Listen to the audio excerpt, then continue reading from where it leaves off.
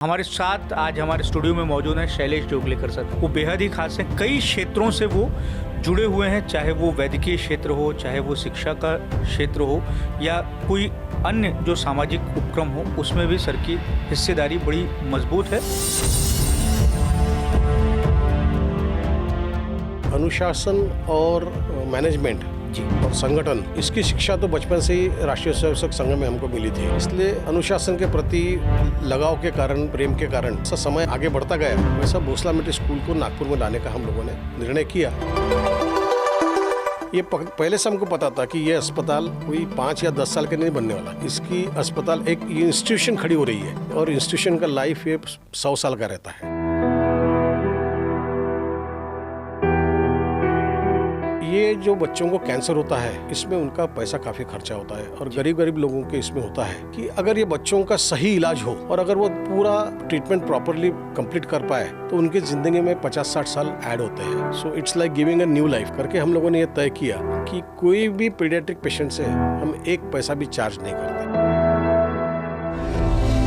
आज जितने भी चीजें यहाँ पे डिक्लेयर हो रही है, इसको 3-4 साल तो लगेंगे खड़ा होने के लिए। महाराष्ट्र का भी और नागपुर का भी बहुत विकास होने वाला है।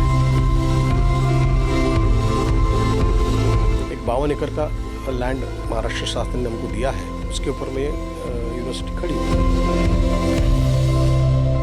अनुभव काफ़ी है, लेकिन कुछ अनुभव साझा करना ज़्यादा बेहतर रहता है क्योंकि उसमें दुख भी रहता है लेकिन खुशी भी रहती है।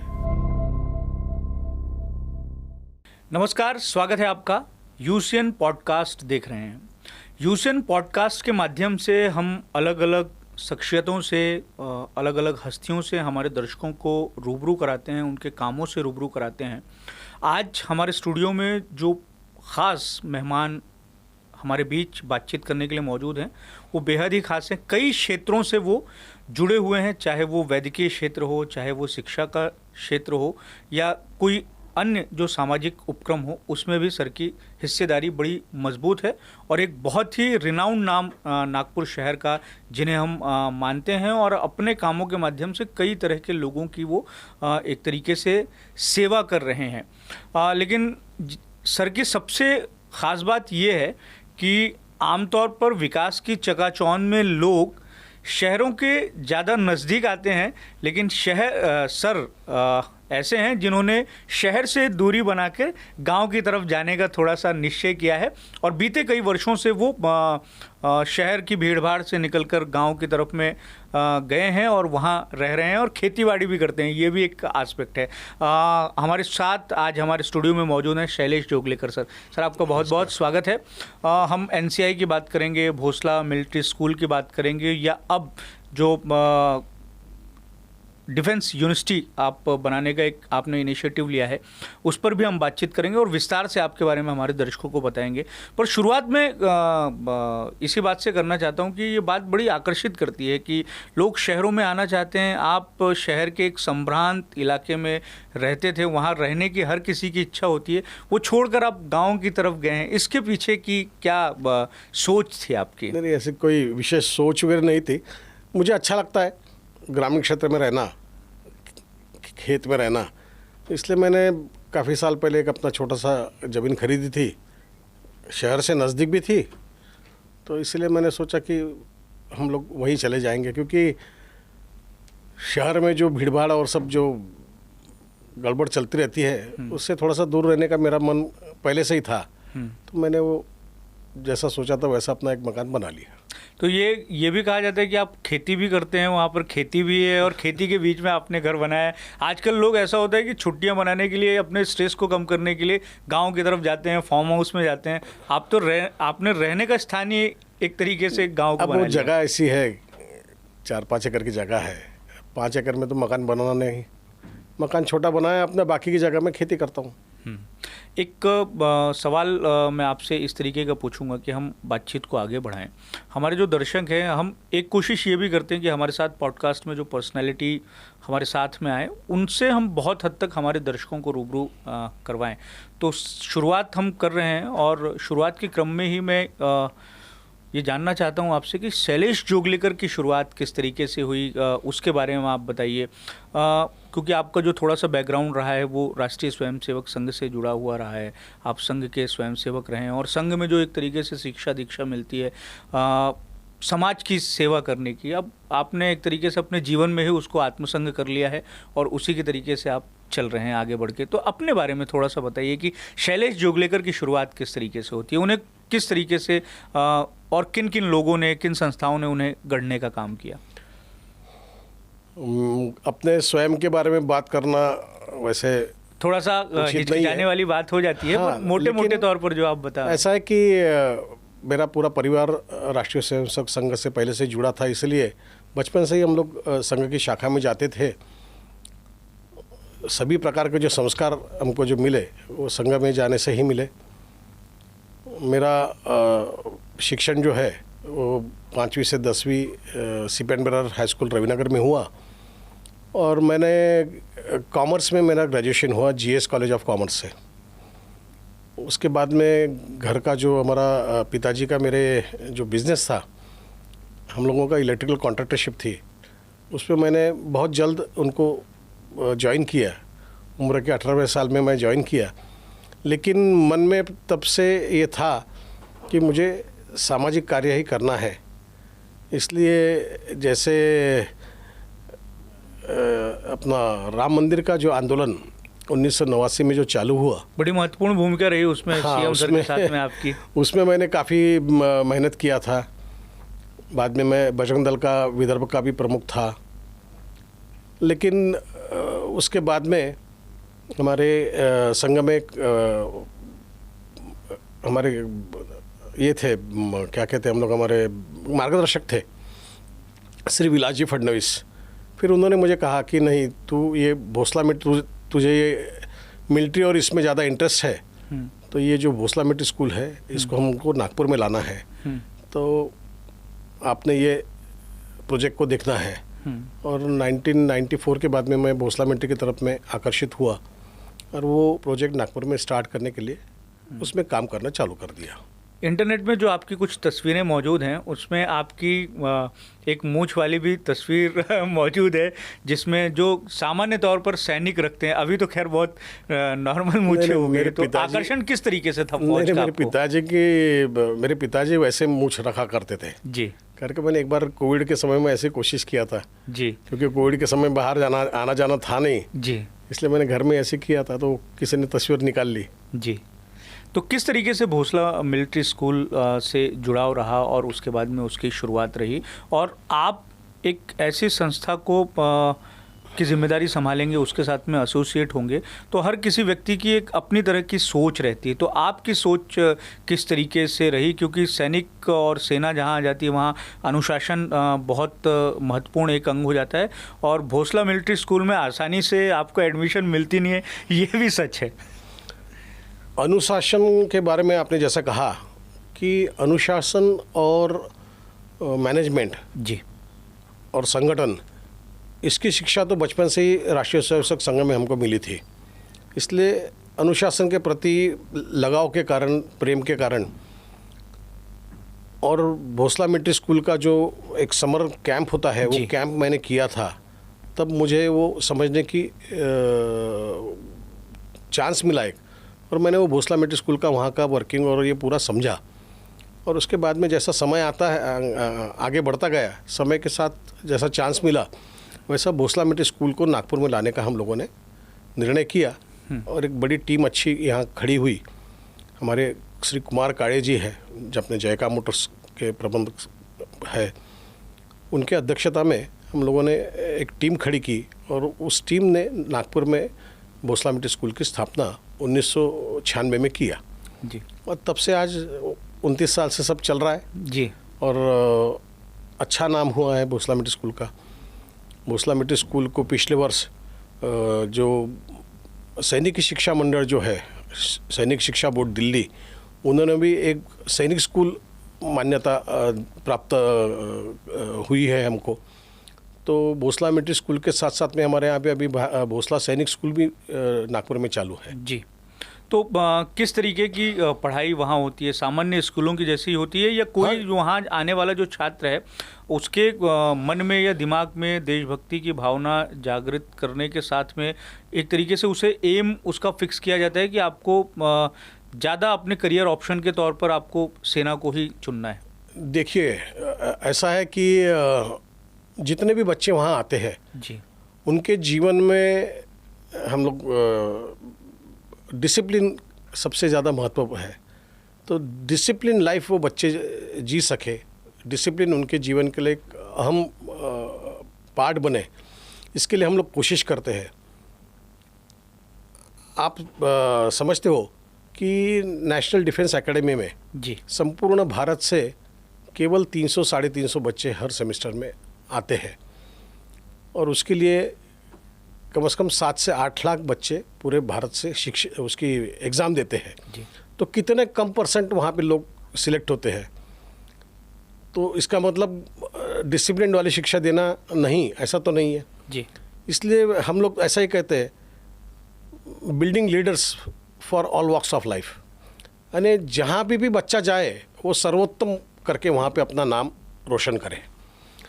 उसी हिसाब से हम बच्चों को शिक्षा देने की कोशिश करते हैं। जी, तो ऐसा कोई आंकड़ा हो आपके पास में कि भोसला मिलिट्री स्कूल से निकले हुए इतने सारे बच्चे अफसर बने हों या सेना में गए हों या सबसे शीर्ष पद तक कोई एक आध छात्र भोसला मिलिट्री स्कूल का गया हो? अभी भोसला मिलिट्री स्कूल का इतिहास जो है वो 90 वर्ष का है। जी 90 वर्ष के इसमें आज 600 से अधिक बच्चे या एक्स स्टूडेंट्स जो है, एक्स आर्मड हम लोग कहते हैं उनको, ये भारतीय सैन्य में अन्य पद पर वहाँ पे काम करके रिटायर्ड हुए हैं या कुछ लोग अभी भी वहाँ सेवारत है। जी वैसे नागपुर से भी आज कम से कम 30-35 के ऊपर में ऐसे बच्चे हैं कि जो आज वहाँ पे कार्यरत है। केवल सेना ही नहीं तो पैरामिलिट्रीज में भी, जी सीमा तटरक्षक दल हो, सीमा सुरक्षा बल हो, ऐसे में भी भोसला मिलिट्री के स्कूल के बच्चे कार्यरत हैं। जी, तो बचपन से ही मतलब आप लोग आर्मी से संबंधित ट्रेनिंग देने का काम जो है वो भोसला मिलिट्री स्कूल में शुरू हो जाता है। एक तो ये होता है कि आजकल माँ बाप ये चाहते भी है कि उनके बच्चे जो हैं वो फिजिकली बहुत ज़्यादा स्ट्रांग रहे, तो अलग अलग तरह के खेलों में उनको डालते हैं। लेकिन आप एक सैनिक स्कूल में ही जाएंगे तो वहाँ तो पूरा का पूरा शारीरिक क्षमताओं को बढ़ाने पर तो पहले ही फोकस हाँ, वो तो मेन फोकस वही होता है और वहाँ सभी प्रकार की शिक्षा मिलती है। सब जितने भी मिलिट्री ट्रेनिंग है वो तो कंप्लीट बैटल फील्ड हो, बैटल क्राफ्ट हो, फील्ड क्राफ्ट हो, ऑब्स्टिकल ट्रेनिंग कोर्स हो, हॉर्स राइडिंग हो, अलग अलग गेम्स हो जिसमें बॉक्सिंग है, आर्चरी है, फेंसिंग है।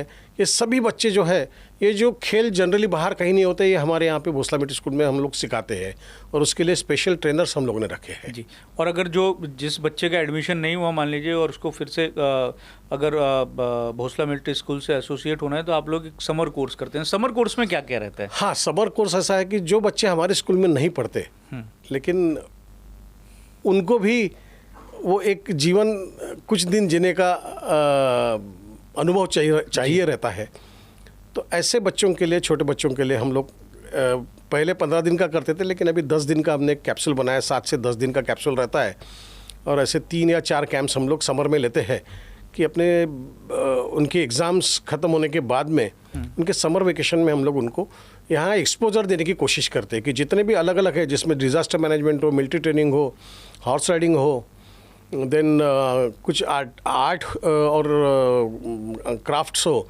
उसका एलिमेंट्री सब वहाँ पे हम देने की कोशिश करते हैं। जी, इतने सालों से आप एक सैनिक स्कूल चला रहे हैं, आपका अनुभव क्या कहता है कि एक तो सेना और देश सेवा का जहां एस्पेक्ट हो जाता है वहां तो बड़ा भावनात्मक जुड़ाव हो जाता है, लेकिन हमारे समाज में सेना के प्रति किस तरीके का भाव आपको दिखाई देता है? जो छोटे बच्चे हैं उनमें किस तरीके का भाव आपको लगता है कि दिखाई देता है? क्योंकि हम बहुत बारी देखते हैं कि बहुत ब्रिलियंट बच्चा भी जो है एक बचपन से ही उसके मन में ये भाव रहता है कि वो बड़ा होकर सेना में जाने की उसकी दिलचस्पी बहुत ज़्यादा रहती है बनिस्बत की इंजीनियर या और किसी फील्ड में वो जाए। नहीं, ये बात तो सही है, आपने बिल्कुल सही उसको ये किया है। बच्चों में सेना के प्रति बहुत श्रद्धा है और प्रेम है जी, क्योंकि पहले के आप देखो सब मूवीज़ या ये जो भी आता था उसमें जो सेना के प्रति जो प्रेम दिखाया गया है, प्रेम दिखाया जाता था, या टीवी में भी जितने भी अपने 15 अगस्त का कार्यक्रम हो, 26 जनवरी की अपनी परेड हो, नागपुर में भी कस्यून पार्क में जो अपना 26 जनवरी की परेड जो होती है, उसमें बचपन से ही सभी स्कूलों को वहाँ पे मैंडेटरी किया था। तो सब बच्चे आते हैं, वो देखते हैं, तब से उनको बारे में, उनको वो जो डिसिप्लिन है, जो ड्रेसिंग है, इसके बारे में एक आकर्षण रहता है, और वो आकर्षण धीरे धीरे वो श्रद्धा में बदल जाता है। ये भावना तो है ही जी, ये भावना है। अब सर एक दूसरे तरफ में हम इस बातचीत को मोड़ेंगे। मुझे लगता है कि आप जिस संस्था के साथ में जुड़े हैं, और ना केवल नागपुर, ना केवल विदर्भ, बल्कि मुझे लगता है कि सेंट्रल इंडिया के लिए एक बड़े राहत के तौर पर उस इंस्टीट्यूट को हम देख सकते हैं, क्योंकि जिस तरीके से एक भयावह बीमारी तेज़ी से हमारे समाज में फैल रही है, और उसके लिए जितनी निपुणता के साथ में और जितनी तकनीक सम्मता के साथ में उस पर उपचार होना चाहिए, वो मुझे लगता है कि नेशनल कैंसर इंस्टीट्यूट में जो है वो उपलब्ध हो रही है। हालांकि एक शिकायत ये भी है कि एनसीआई इतना दूर क्यों है शहर से, और एनसीआई के बारे में थोड़ा सा बताइए, वहाँ क्या कुछ किस तरीके से काम होता है, उसके बारे में बताइए। देवांश जी, ऐसा है, देखिए कैंसर ये कितनी भयावह बीमारी है, अभी आपने उसका वर्णन किया जी। कैंसर केवल व्यक्ति को नहीं होता, पूरा परिवार उससे आहत होता है जी। और अनफॉर्चुनेटली हमारे अपने जो आज महाराष्ट्र के मुख्यमंत्री है श्री देवेंद्र जी, इनके पिता का भी कैंसर की बीमारी के कारण, जब देवेंद्र जी काफ़ी कम उम्र में थे जी, उस वक्त उनका देहांत हुआ। तो उन्होंने इस कैंसर की बीमारी को जब ट्रीटमेंट के लिए उस ज़माने में टाटा कैंसर जाते थे जी, तो नज़दीक से वो सब वहाँ देखा था कि पेशेंट्स का हो या पेशेंट्स के परिवार को किस प्रकार से कैसे कैसे इसको जूझना पड़ता है, ये उन्होंने नज़दीक से देखा था। लेकिन उस वक्त छोटे थे, कम उम्र के थे। अनफॉर्चुनेटली मेरे घर में भी इस बीमारी का शिकार हुए जी, मेरी पत्नी को जी, कैंसर हुआ था। उस वक्त देवेंद्र जी और मैं, हम दोस्त थे। हम दोनों मित्रों ने, तीनों मित्रों ने, हम लोगों ने इस बीमारी का जो प्रवास था वो बहुत नज़दीक से और साथ में किया है जी, क्योंकि ट्रीटमेंट के लिए कहीं मुंबई जाना है, ट्रीटमेंट के लिए कहीं मद्रास जाना है, तो हम लोगों की 3-4 मित्र थे, हम लोग सब लोगों ने, हमने साथ में प्रवास किया है और वो नज़दीक से हमने देखा है जी, कि ये किस प्रकार से लोगों के तकलीफ़ होती है। जब हमारे जैसे लोगों को जो तकलीफ़ सहन कर सकते हैं लेकिन तकलीफ़ होती है, जी, तो जो ग्रामीण क्षेत्र से, मध्य प्रदेश के भीतरी इलाके से आने वाले जो गरीब लोग रहते हैं, उनको क्या तकलीफ़ होती होंगी, इसके बारे में हम लोग हरदम चर्चा करते थे। और ऐसे ही मद्रास में ट्रीटमेंट, जब हम 2-3 महीने के लिए वहाँ थे, एक महीना हम लोग साथ में वहाँ रुके थे, तो ये ख्याल में आया कि नॉर्थ ईस्टर्न स्टेट से दक्षिण में बहुत कैंसर के पेशेंट्स वहाँ ट्रीटमेंट के लिए लाते थे। जी, ऐसा बोलने को नहीं होना, मगर अभी बात कर रहा हूँ, बोल रहा हूँ। और हमने ये देखा कि वहाँ दक्षिण भारत में एक विशेष अस्पताल था कि वहाँ पे उन पेशेंट्स को फ्री ट्रीटमेंट होती थी जी, और उनका कन्वर्शन होता था। जी, उनका कन्वर्शन होता था। तो संघर्ष शिक्षा थी हमको, हमारे मन में इसके प्रति भावनाएं उग्र हो गई कि ऐसा गलत है जी, कि आप फ्री ट्रीटमेंट देके धर्म परिवर्तन करा रहे हो। जी, तो ये बात, जैसे मैंने जब ये जिनका जिक्र किया श्री विलास फडणवीस जी, उनसे हमने आके, मैंने और देवेंद्र जी ने बात किया, उनको बताया कि ऐसा ऐसा हो रहा है, ये रोकना चाहिए, ये करना चाहिए। तब उन्होंने हम दोनों को कहा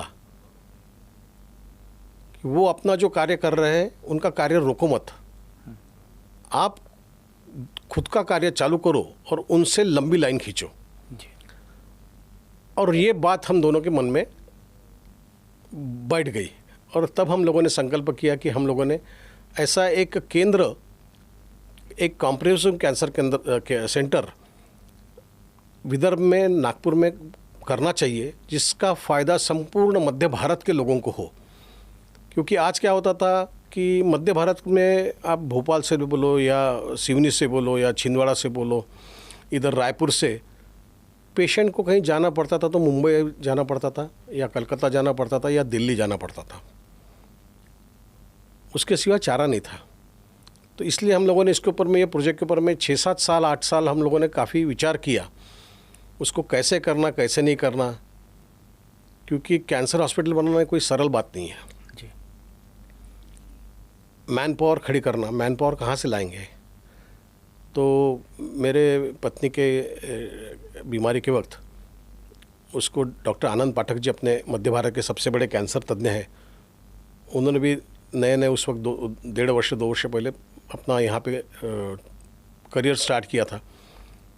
वो डॉक्टर थे, तो उनसे संपर्क था, उनसे रोज़ हम मिलते थे। तो हमने उनके पास अपनी व्यथा और अपना ये बताया कि कैसे लोगों के हाल हो रहे हैं और एक ऐसे व्यवस्था की क्या ज़रूरत है और कैसी ज़रूरत है, हमने उनसे बातचीत किया। तब उन्होंने भी माना कि ये बहुत ज़रूरी है इस प्रकार का अस्पताल करना, और फिर हम तीनों ने मिलके इसका एक प्लान बनाना चालू किया। कितने साल पहले की बात है ये? ये आप समझ लीजिएगा 2004-2005, यानी आज से 25-30 साल पहले की बात है। और दक्षिण भारत के जब हॉस्पिटल में आप लोग थे तो वो 1 महीने के लिए 98 तो आप और देवेंद्र जी दोनों? 98 की बात है वो। अच्छा, तो वहाँ मतलब 20,000 रोपण जो है हाँ, उसका, वो इस 98 में प्रकल्प हुआ। का, वो उसी समय हो गया था। तो फिर कोई भी चीज़ खड़ी करने में थोड़ा समय लगता है। फिर 3-4 साल हम लोगों ने अलग अलग उसका अभ्यास किए, अलग अलग अस्पताल जो है नागपुर भारत के, उसका अभ्यास किया। और उसके बाद में यहाँ की अपनी क्या आवश्यकता है, यह आवश्यकता को समझते हुए 2012 में हम लोगों ने यह निर्णय लिया कि नागपुर के मध्य भाग में लक्ष्मण चौक जो बोलते हैं हम, उसमें वहाँ हम लोगों ने एक 20 बेड्स का एक अस्पताल चालू किया। और यह डिसाइड किया कि पहले हम लोग जो पेशेंट्स पैलिएशन में हैं उनकी सेवा करेंगे, वो सेवा करने से हमको अनुभव मिलेगा और फिर हम लोग बड़े अस्पताल की तरफ में जाएंगे। और 2012 में ही देवेंद्र जी ने यह निर्णय लेकर घोषित किया कि नागपुर के नज़दीकी हम लोगों ने एक बड़ी जगह खरीद ली है और वहाँ नज़दीकी हम लोग नज़दीकी भविष्य में वहाँ बड़ा अस्पताल बनाने जा रहे हैं। अब जैसा आपने जो प्रश्न पूछा उसका उत्तर, नेशनल कैंसर इंस्टीट्यूट जामठा में इतने दूर क्यों है? हाँ। मुंबई से नज़दीक है। मध्य भारत का जो पेशेंट है उसके लिए नागपुर या मुंबई से बहुत नज़दीक है। जो मुंबई जा सकता है वो नागपुर, उसको नागपुर शहर के और नागपुर का आउटस्कर्ट्स क्या है उसको सरीका है, क्योंकि नागपुर शहर के भीतर इतनी बड़ी जगह मिलना अशक्य प्राय था, या वो उतना इन्वेस्टमेंट वो जगह में चले जाता जितना वो हॉस्पिटल में नहीं लग सकता था।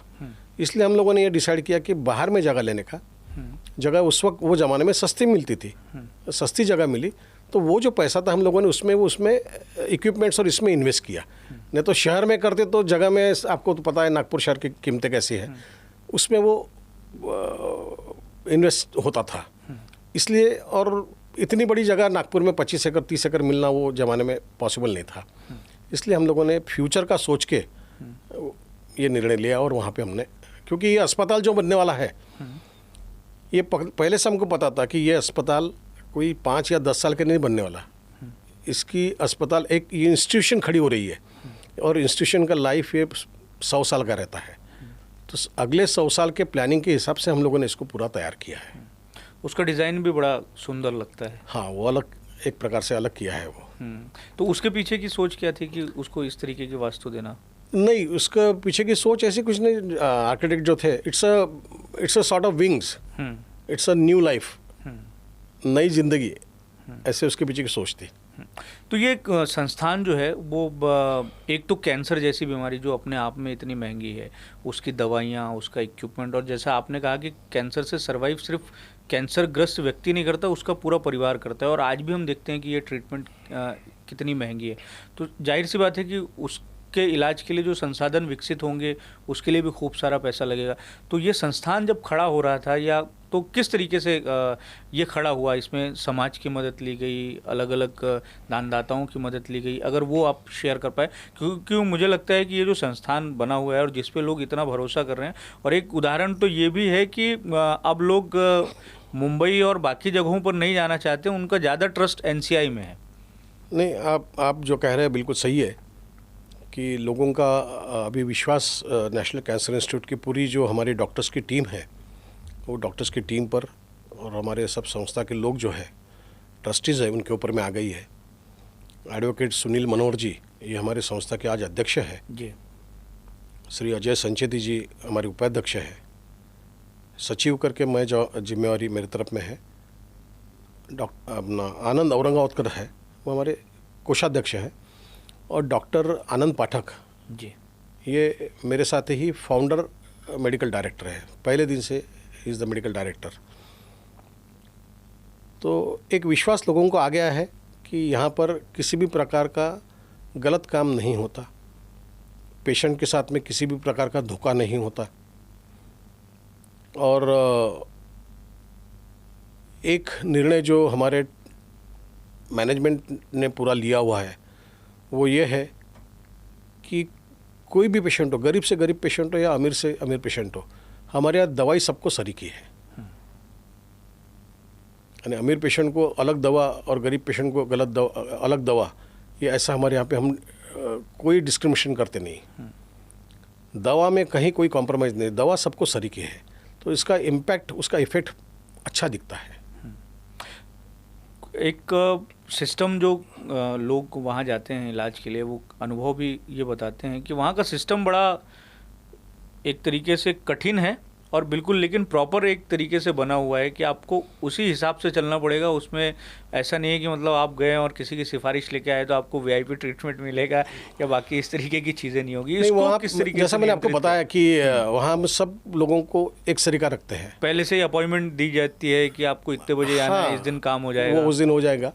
और सिस्टम्स लगाई है वहाँ पे, इसलिए कोई व्यक्ति अगर नहीं भी है तो अपना काम होते रहता है। तो सिस्टम पहले दिन से हम लोगों ने वहाँ सिस्टम लगाई है।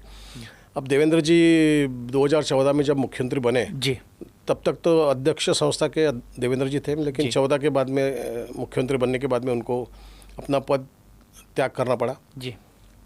उस दिन से एडवोकेट सुनील मनोहर जी जो अपने सीनियर काउंसिल है नागपुर के और राज्य के मुख्य अधिवक्ता थे जी, वो अभी अध्यक्ष पद संभाले हुए, उनके गाइडेंस के नीचे हम लोग सब काम करते हैं। और एक बात आपको बताना चाहूँगा कि हमारे मैनेजमेंट में और एक बहुत बड़ा और बहुत अच्छा निर्णय लिया। वो ये लिया है कि हम लोगों ने देखा कि जो बच्चों रहते हैं, छोटे बच्चे, ये जो बच्चों को कैंसर होता है इसमें उनका पैसा काफ़ी खर्चा होता है और गरीब गरीब लोगों के इसमें होता है। लेकिन ख्याल में ये आया कि अगर ये बच्चों का सही इलाज हो, वो इलाज का समय 1 साल, 1.5 साल, 2 साल ऐसा रहता है, और अगर वो पूरा ट्रीटमेंट प्रॉपरली कंप्लीट कर पाए तो उनकी ज़िंदगी में 50-60 साल ऐड होते हैं। So it's like giving a new life करके हम लोगों ने ये तय किया कि कोई भी पीडियाट्रिक पेशेंट से हम 1 पैसा भी चार्ज नहीं करते। अच्छा, पूरी तरह उनको मुफ्त इलाज देते हैं। और आज तक 2000 से ज़्यादा बच्चों को हमने मुफ्त इलाज दिया है, दवाई और बाकी की सब सारी कुछ, सब कुछ। इतना आप संस्थान संभाल रहे हैं और आप उस बीमारी का जो दर्द है उसको आपने खुद झेला है, तो इतने बरस के बाद में और एक संस्थान के खड़े हो जाने के बाद में और उसकी सफलता के बाद में किस तरीके का एहसास होता है, किस तरीके का अनुभव आपको है? क्या कोई पेशेंट मिला हो जिसे एनसीआई में आने के बाद में नई ज़िंदगी मिली हो, एक ऐसी बीमारी जिससे वो हार रहा था, उसकी जान बेहतर चिकित्सा मिलने की वजह से बच पाई? तो ऐसा कोई अनुभव हो जो आपके बहुत दिल के करीब हो कि इस तरीके का अनुभव भी आपको आया और आपने जिस संस्थान को खड़ा किया है वो संस्थान आज इस तरीके से लोगों की सेवा कर रहा है? अनुभव काफ़ी है, लेकिन कुछ अनुभव साझा ना करना ज़्यादा बेहतर रहता है। क्योंकि उसमें दुख भी रहता है लेकिन खुशी भी रहती है। मैंने जैसा कहा कि छोटे बच्चों का जो ट्रीटमेंट हम लोग करते हैं उसमें आज हम लोग देखते हैं कि 7 साल से 8 साल से बच्चे का जीवन एकदम सुधरा हुआ है और आज वो अपने फिर से स्कूल जाना चालू कर रहे हैं, दौड़ भाग कर रहे हैं। वो देख के मन में बहुत संतोष मिलता है, बहुत संतोष मिलता है। आपने किस तरीके की पीड़ाएं झेली थी उस समय, जिस समय आप बता रहे थे कि आपकी पत्नी को कैंसर था?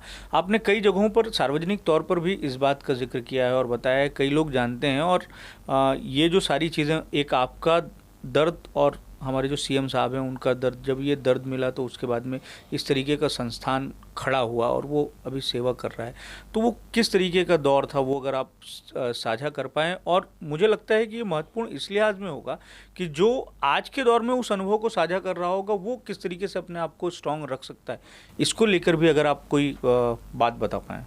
नहीं, ऐसा हम लोग कह नहीं सकते। दुख तो सभी को होता है जी। पहले बार जब होता है तो सभी को शॉक लगता है, मगर उस चीज़ को पॉजिटिवली लेना वो हम लोगों ने उसमें सीखा था।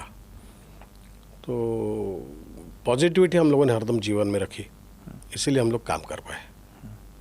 अगर निराश होकर हम लोग बैठ गए रहते तो पॉसिबल नहीं होता था ये। इसलिए हमने अपने जीवन में पॉजिटिविटी रखी और हरदम पॉजिटिवली काम किया। और संघ स्वयंसेवक थे तो हमको हमारे इसमें पहले से था कि जो भी काम करना है समाज सेवा के लिए काम करना है। तो 1998 में ही मेरे पिताजी का स्वर्गवास होने के बाद मैंने हमारा जो बिज़नेस था वो सब बंद कर दिया और पूर्ण मैंने समाज सेवा करने का अपना निर्णय किया और तब से ये समाज सेवा कर रहे हैं। कभी आपकी पत्नी ने भी कहा कि इस तरीके की, मेरे चले जाने के बाद में आप इस तरीके से इस बीमारी को लेकर ऐसा कोई बातचीत या सारी चीज़ें हुई? अब वो चीज़ें बता नहीं सकते हम लोग। हाँ, मतलब कुछ चीज़ें सार्वजनिक नहीं की जा सकती हैं, पर एक संतुष्टि है आपको कि मतलब हाँ, ये पूरी संतुष्टि है। अच्छा, एक्सपांशन को लेकर भी कोई विचार इन दिनों शुरू है क्या कि एनसीआई को, अब चूंकि ये इतना प्रसिद्ध हो गया है और लोगों का भरोसा भी इसको लेके है, तो अब लोगों की उम्मीदें भी स्वाभाविक है कि वो बढ़ती हैं। एक्सपांशन का ऐसा है कि अभी मई महीने में ही जी अपने भारत के गृह मंत्री श्री अमित भाई शाह, इन्होंने यहाँ भूमि पूजन किया था। हम लोग एक स्वास्थ्य निवास बना रहे हैं। ये जो एनसीआई में जितने भी पेशेंट्स आते हैं बाहर गांव से, अलग अलग स्थानों से आते हैं, छत्तीसगढ़ से आते हैं, कहीं उत्तर प्रदेश से आते हैं, मध्य प्रदेश से आते हैं, तो यहाँ से आने वाले लोगों की रहने की बड़ी अड़चनी होती है।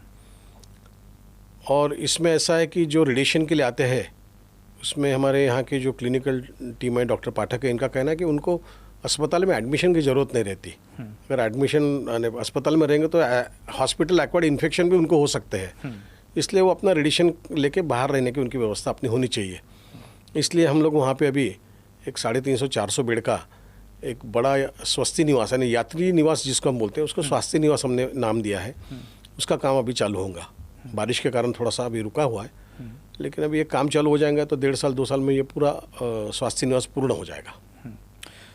इतने सालों का आपका अनुभव है, आपको क्या लगता है कि कैंसर के ट्रीटमेंट में किस तरीके से बदलाव हुए हैं और क्या कैंसर पर एक तरीके से जीत हासिल की जा सकती है अगर दृढ़ इच्छा शक्ति हो, उचित इलाज मिले तो? इसमें अपना मत देने के लिए मैं कोई क्लिनिकल पर्सन नहीं हूँ, डॉक्टर नहीं हूँ, मगर जो कुछ अनुभव या इनके डॉक्टर्स और क्लिनिकल टीम के साथ में जब चर्चा होती है उसमें से ये ख्याल में आया है कि साइंस तो बढ़ रहा है जी, नए नए ड्रग्स भी आ रहे हैं जी, इसमें और रिसर्च और इसकी बहुत आवश्यकता है जो डॉक्टर्स लोग सब कर रहे हैं अभी जी। और एक ज़रूरी चीज़ जो आपने बताई कि मतलब वो आत्मबल इस बीमारी से लड़ने के लिए वो बहुत ज़रूरी रहता है, बहुत और ज़रूरी वो रहता है। सबको मेरे ख्याल से होना चाहिए जी। अब एक दूसरी तरफ हम बढ़ते हैं सर कि कई सारी चीज़ें जो हैं आपके माध्यम से एक तरीके से हम कह सकते हैं कि नागपुर या सेंट्रल इंडिया के लिहाज से बड़ी यूनिक सी साबित हुई। जैसे और इसमें आपके जो मित्र हैं हमारे माननीय मुख्यमंत्री देवेंद्र फडणवीस, उनका बड़ा एक तरीके से सहयोग भी रहा। एनसीआई की को हम देखते हैं, चाहे वो भोसला मिलिट्री स्कूल को देखते हैं। अब एक नया इनिशिएटिव आप लोगों ने लिया है देश की पहली प्राइवेट डिफेंस यूनिवर्सिटी बनाने का, उसको लेके भी चल रहे हैं। तो मतलब इससे ये समझ में आता है कि जो निर्णय लिए जा रहे हैं वो कितने विजनरी हैं और आगे चलकर उनको उसको लेकर किस तरीके की सोच जो है वो है। स्वाभाविक सी बात है कि उसमें हमारे जो सीएम साहब हैं उनकी भी मजबूत हिस्सेदारी होगी, भागीदारी होगी। उसके बारे में बताइए कि इसका प्लान किस तरीके से आया और ये संकल्पना कहाँ से आई और उसमें किस दिशा में काम हो रहा है। भोसला यूनिवर्सिटी स्टार्ट करने का फैसला हमारा पिछले एक साल भर से इसके ऊपर में चर्चा चल रही थी।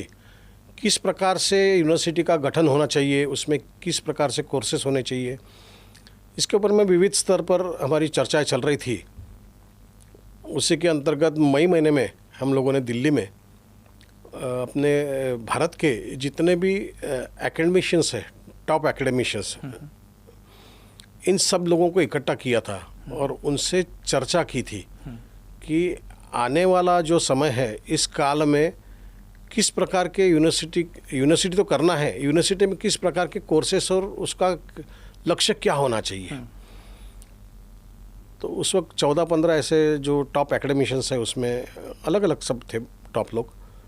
तो उनकी सबकी एक अपनी राय बनी कि जो हमारी संस्था है central Hindu military education society,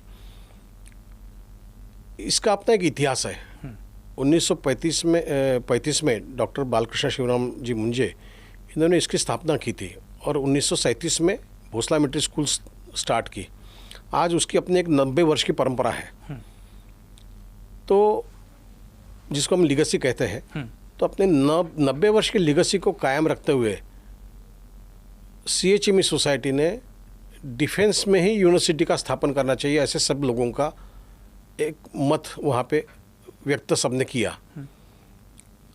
वो उसको और उसके ऊपर में काफ़ी चर्चा और विचार कर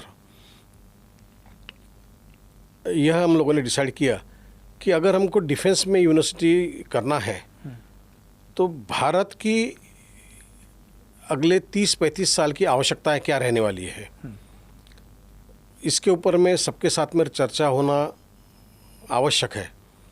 इसलिए हम लोगों ने एक छोटा एजेंडा तैयार किया। कुछ हमारे मन में जो अभ्यासक्रम था कि किस प्रकार का अभ्यासक्रम होना चाहिए डिफेंस यूनिवर्सिटी का, वो हमने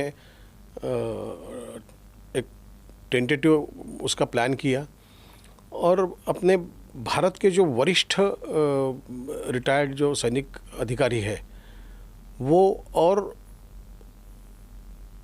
अपना डिफेंस क्षेत्र में अपना स्थान जिन्होंने बनाया है, ऐसे कुछ लोगों को हम लोगों ने नागपुर में एक चर्चा सत्र के लिए 4 दिन पहले बुलाया था। उसमें कुछ उद्योगपति भी जी थे कि जो डिफेंस में जिनका प्रोडक्शन में काफ़ी बड़ा नाम है या उनका बड़ा काम है, जो अपने देश के डिफेंस उत्पादन में बहुत अहम भूमिका निभाते हैं। तो ऐसे सबके साथ में हमने बैठकर चर्चा की और ये समझने की कोशिश की कि अगले 20, 25, 30 साल का हमारा क्या रिक्वायरमेंट रहने वाली है। तब ये ख्याल में आया कि सबसे बड़ी रिक्वायरमेंट मैन पावर की रहने वाली है। टेक्नोलॉजी डेवलपमेंट, R&D, इसमें मनुष्य बल जो है ये सबसे महत्वपूर्ण है और आज उस प्रकार का मनुष्य बल हमारे पास में बहुत कम है। और जिस प्रकार से हमको बढ़ना है, आने वाले जो 30-35 साल के चैलेंजेस है, अभी हमने ऑपरेशन सिंदूर देखा। इस सिंदूर में पूरा आपका वॉर का सिनेरियो पूरा चेंज था। एक भी सैनिक, भारतीय सैनिक इंटरनेशनल बॉर्डर क्रॉस करके गया नहीं, न उनका इधर आया है, सब बाहर से अपने अपने जगह से इन्होंने खेला। तो एक ये सिनेरियो चेंज हुआ है। तो इसमें किस प्रकार से डिफेंस की मैन्युफैक्चरिंग होगी और डिफेंस मैन्युफैक्चरिंग में क्या क्या किस प्रकार के लोगों की आवश्यकता रहेंगे। आज डिफेंस इंडस्ट्री के सामने सबसे बड़ा चैलेंज है सर्टिफिकेशन का। जो सर्टिफिकेशन लगता है कि क्या किस प्रकार से बनाना है, उसके टेस्टिंग क्या है, कैसे है, इसके बहुत कम लोग ये है। आज सर्टिफिकेशन और टेस्टिंग के लिए 3-3 साल 4-4 साल लगते हैं, तब तक वो प्रोडक्शन एब्सोल्यूट होने के नज़दीक आ जाता है, उसका लाइफ कंप्लीट होने के इसमें आ जाता है। तो ये सब चीज़ों के ऊपर में ध्यान में रख के हम लोगों ने इस सब विशेषज्ञों का एक यहाँ पे बैठक ली थी और उसमें से उनसे चर्चा की है। अभी आगे के नेक्स्ट जो है जो भी प्रक्रिया है, प्रक्रिया में से हम गुजरेंगे, उसको प्रक्रिया पूरी करेंगे। हम लोग कोशिश कर रहे हैं कि इसको distinct deem to be university का दर्जा प्राप्त हो। उस हिसाब से हम केंद्र सरकार की तरफ में जाएंगे और नागपुर के नज़दीकी भोसला मिडिल स्कूल के बाजू एक 52 एकड़ का लैंड महाराष्ट्र शासन ने हमको दिया है, उसके ऊपर में यूनिवर्सिटी खड़ी होगी। नागपुर को जो हम देखते हैं एक तरीके से डिफेंस सेक्टर का, एक मैन्युफैक्चरिंग सेक्टर का एक बड़ा हब देखते हैं, चाहे वो अभी प्राइवेट सेक्टर के सोलार इंडस्ट्रीज़ हो या पहले अंबाझरी आयुध निर्माणी हो या भंडारा में जवाहर जो आयुध निर्माणी है जवाहर नगर में वो हो, खामगांव में तो मतलब पहले से ही फोकस रहा है नागपुर और आसपास के इलाकों को कि इसको डिफेंस मैन्युफैक्चरिंग के सेक्टर में बहुत ज़्यादा ग्रोथ कर दें। अब तक ये होता था कि अगर जैसे यूनिवर्सिटी जो है वो पहले सरकारी हुआ करती थी, सरकार रिक्रूटमेंट करती थी, फिर उसके बाद में वो ट्रेनिंग पर किसी मैन पावर के खर्च करती थी और फिर उसके बाद में उसका इस्तेमाल होता था।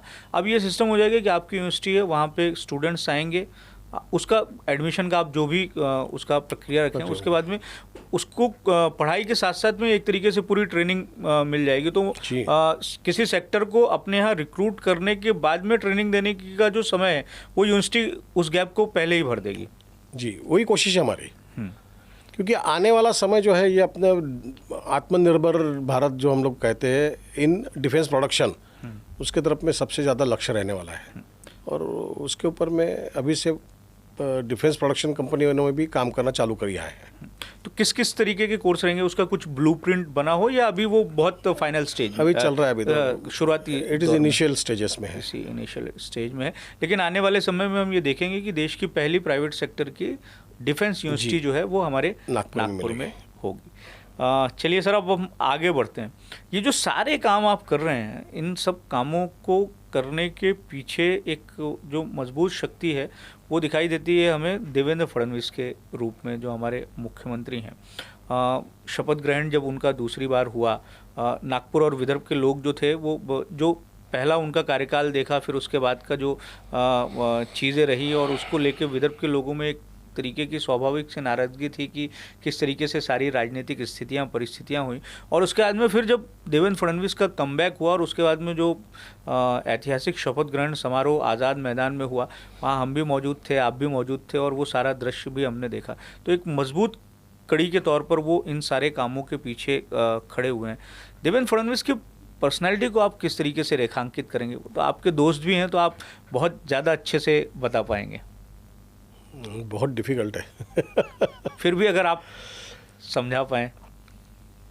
देवेंद्र जी का जो व्यक्तित्व है, वैसे देखो तो बहुत सरल व्यक्तित्व है।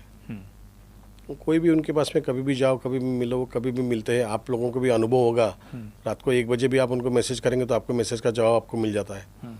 तो व्यक्तित्व एकदम सरल है उनका। तो इतनी बड़ी पर्सनालिटी का बहुत छोटा सा आपने संक्षेप में जवाब दे दिया। वही है ना, सरल है करके। अगर कॉम्प्लिकेटेड रहता तो बहुत कॉम्प्लिकेशंस क्रिएट होते हैं। बहुत सरल व्यक्तित्व है उसका। और दोस्त के तौर पर? नहीं, बस वही बोला ना, सरल है एकदम। दोस्तों के लिए भी सरल? हाँ, एकदम। आने वाले समय में आप जिस तरीके से फोकस हमें दिखाई दे रहा है और वास्तविक तौर पर वो फोकस दिखाई दे रहा है, अब हम मीडिया के फील्ड में तो हम ये देखते हैं कि जो सरकारी प्रेस रिलीज़ आती है, हर सप्ताह में 2 से 3 ऐसे घटनाक्रम होते हैं जो विदर्भ से जुड़े होते हैं। कभी इस इंस्टीट्यूट का इससे करार हो रहा है, विदर्भ के लिए ये हो रहा है, ये सारी चीज़ें जो है वो होती हुई दिखाई दे रही। तो देवेंद्र फडणवीस का बतौर मुख्यमंत्री पिछले 5 साल का कार्यकाल और उसमें विकास, और अब का जो उनका कार्यकाल शुरू हुआ है, उसके आने वाले 5 सालों के बाद हम विदर्भ की क्या कुछ स्थिति देखेंगे? जो जितने भी अभी प्रकल्प घोषित हुए हैं और उनका काम यहाँ जो चालू हो रहा है, हम लोग देख रहे हैं कि काम प्रत्यक्ष रूप में चालू हुआ है। उसको ऊपर आने के लिए 3-4 साल का समय तो लगता ही है। वो आने के बाद में 5 साल के बाद नागपुर का सीन टोटल बदलने वाला है। आज जितने भी चीज़ें यहाँ पे डिक्लेयर हो रही है, इसको 3-4 साल तो लगेंगे खड़ा होने के लिए। 3-4 साल के बाद में महाराष्ट्र का भी और नागपुर का भी बहुत विकास होने वाला है, बहुत विकास नागपुर बहुत विकास होने वाला है। एक मुझे लगता है कि जो सबसे ज़्यादा फोकस है वो एजुकेशन सेक्टर की तरफ में बहुत ज़्यादा है कि अलग अलग सेक्टर का जो या अलग अलग तरह के जो संस्थान है वो नागपुर और विदर्भ में है।